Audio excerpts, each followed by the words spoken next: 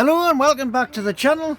Join me as I take on the challenge of uncovering Newcastle's hidden past in this history walk.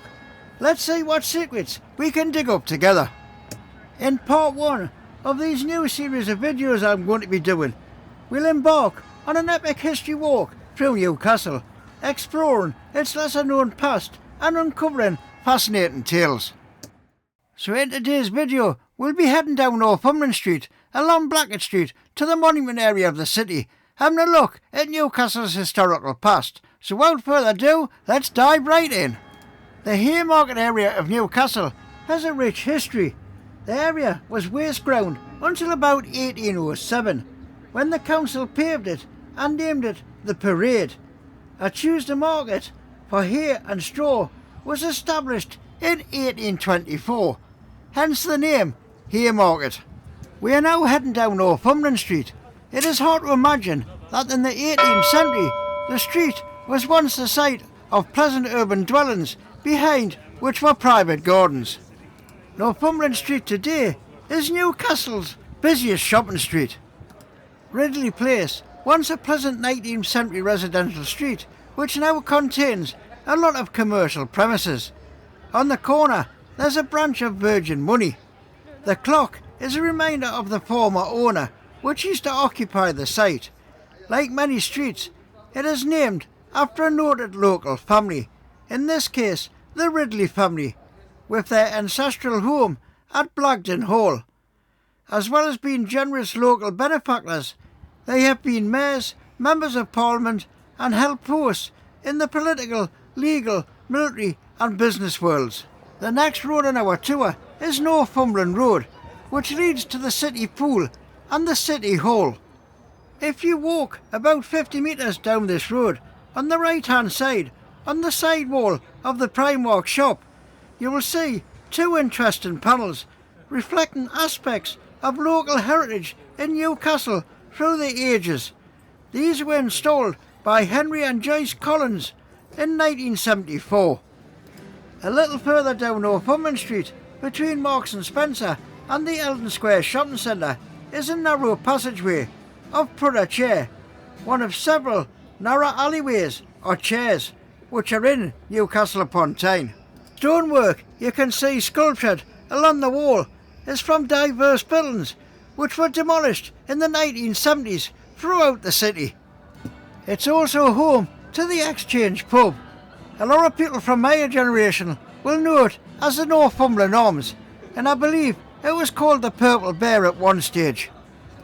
Moving down to Eldon Square shopping centre, this, like many of the UK shopping centres, is managed by a property company and the council.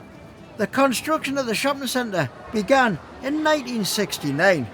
This has not been without controversy, particularly when it involved the demolition of the two sides of the original elegant city square in Blackett Street, now called Old Eldon Square. Since it opened in 1976, this huge indoor mall has continued to expand across a wide area and is accessible from a number of other city streets. Eldon Square now occupies 1.4 million square feet, making it one of the biggest in-town shopping centres in the UK. It contains a vast array of major high street stores, specialist outlets, caps and restaurants. Continuing down Northumberland Street, if you look to the business next to Eldon Square, you will see three attractively decorated windows advertising some of the wares of some of the previous occupiers, who were indicated by the letters DS, the jewellers Davis Summerfields.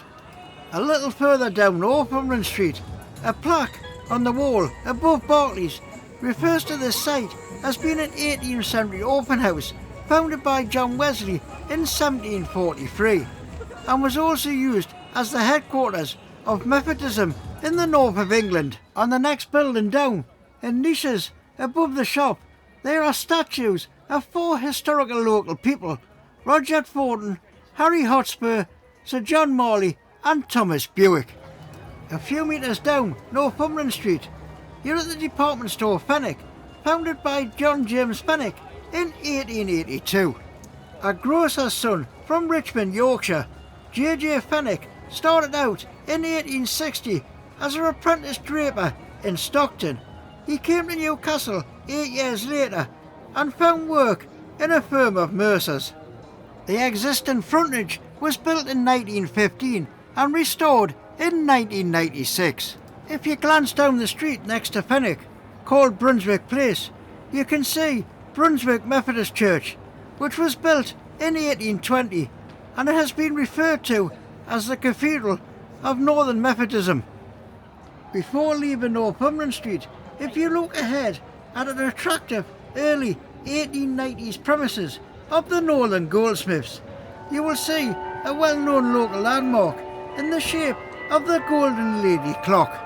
The clock was installed in 1932 and finished in 24-carat gold leaf. It stands at over 14 feet tall and weighs 1.5 tons. The Golden Lady is based on the figure of Venus with outstretched arms to symbolise progress. As we turn onto Blackett Street, the street is named after John Blackett, an 18th century mayor and member of a prominent local family. Just a few metres down Blackett Street, you come to another elegant establishment, the Jewellers Reed & Sons, established 1906. Here too, the clock is of note, as it bears the inscription Greenwich Time. This is said to be because, at one time, it had the distinction of a link to Greenwich to secure actual mean time. So to finish part 1 of our Newcastle history tour, at Gray's Monument. This imposing 147 feet tall monument, designed by the well-known Newcastle architect Benjamin Green, was built in 1838. Portland stone statue of the Earl is by Edward Hodges Bailey, whose work included the statue of Lord Nelson on Nelson's Column in London.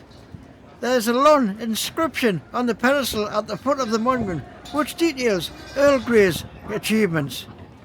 In 1941, the statue's head was struck by lightning. A replacement by Roger Headley, son of artist Ralph Headley, was installed in 1947.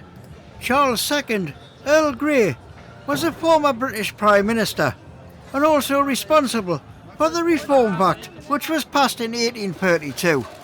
To wrap up, let's summarise the rich history we have explored, emphasising how these hidden stories contribute to the Newcastle's unique identity. By exploring the city's lesser-known past, we've gained a deeper understanding of what makes Newcastle so special. So that concludes today's video. Please share your thoughts in the comments below, and if you've liked the video, please give it a massive thumbs up, as it really helps my channel grow. And if you've not already done so, please consider subscribing to the channel and hit that bell notification when I release more videos. See you next time on 55 Degrees North.